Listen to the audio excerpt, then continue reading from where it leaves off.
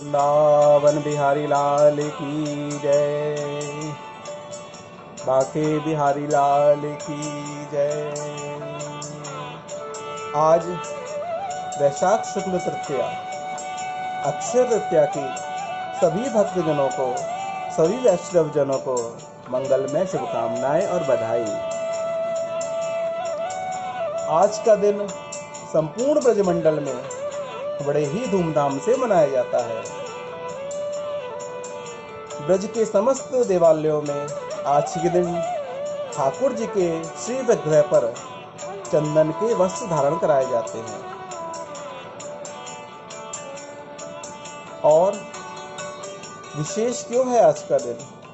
आज ही के दिन वर्ष में एक बार हमारे ब्रज की परम निधि श्री बाके बिहारी लाल के चरण दर्शन होते हैं। लेकिन ये चरण दर्शन साल में एक ही बार क्यों होते हैं? ऐसा मानना है कि बाके बिहारी के प्राकट्यकर्ता स्वामी हरिदास जी ने अपनी भक्ति से श्री बाके बिहारी लाल को प्रकट किया। और कैसी भक्ति?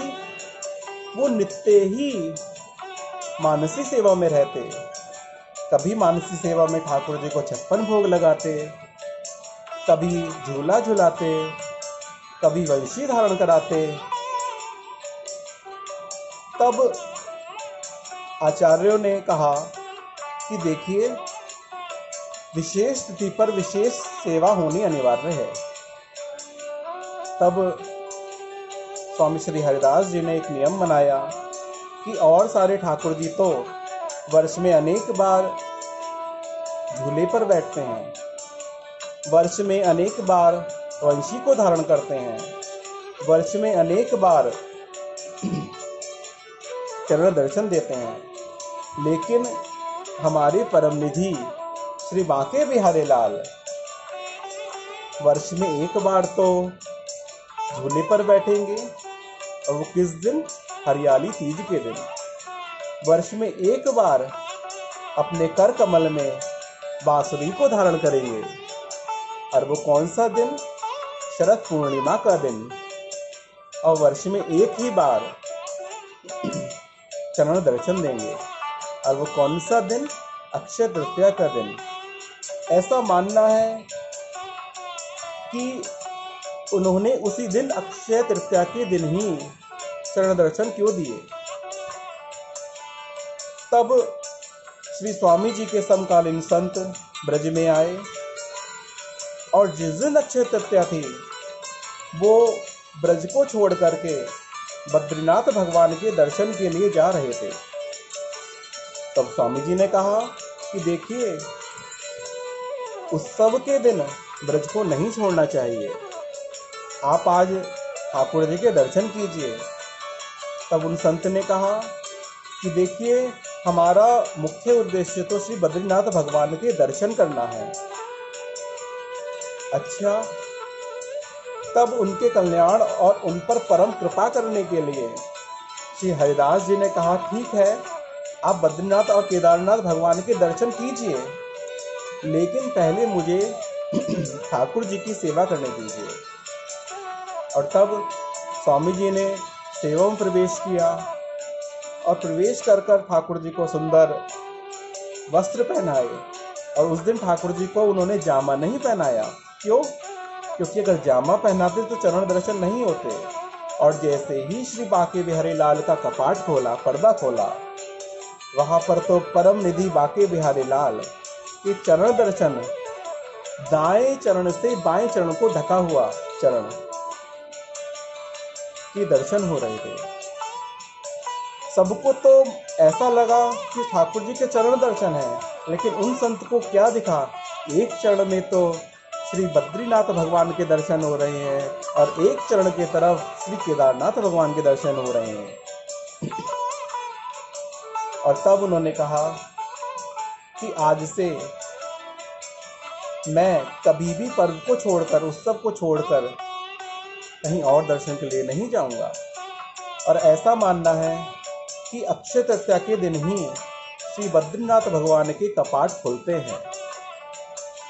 और ब्रज में एक सुंदर बात है कि और विग्रहों के तो संपूर्ण श्री विग्रह पर चंदन का लेप किया जाता है, चंदन के वस्त्र पहनाए जाते हैं, लेकिन हरिदास जी ने, स्वामी जी ने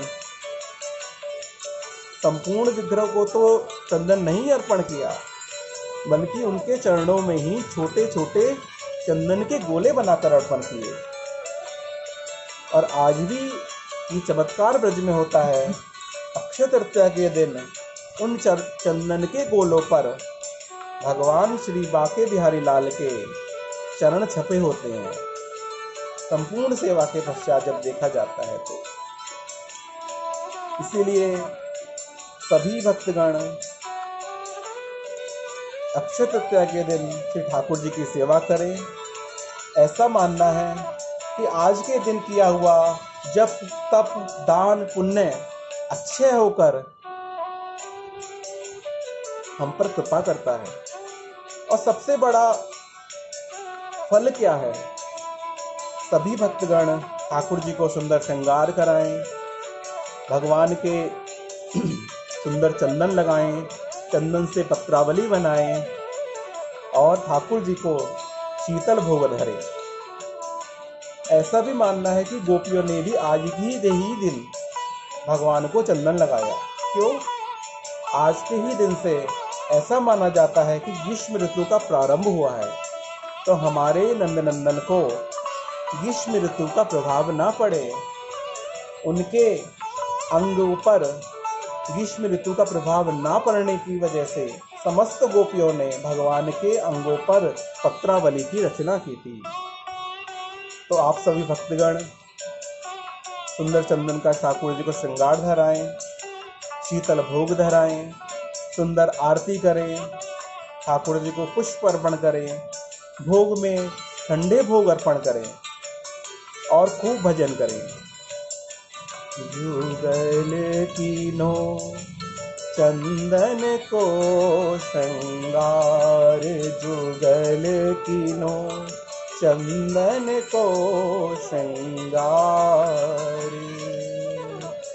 अक्षय तीज तोहार मनोहर, अक्षय तीज तोहार मनोहर, शोभा को नहीं पार, युगल कीनो चंदन को श्रृंगार। वृंदावन बिहारी लाल की जय।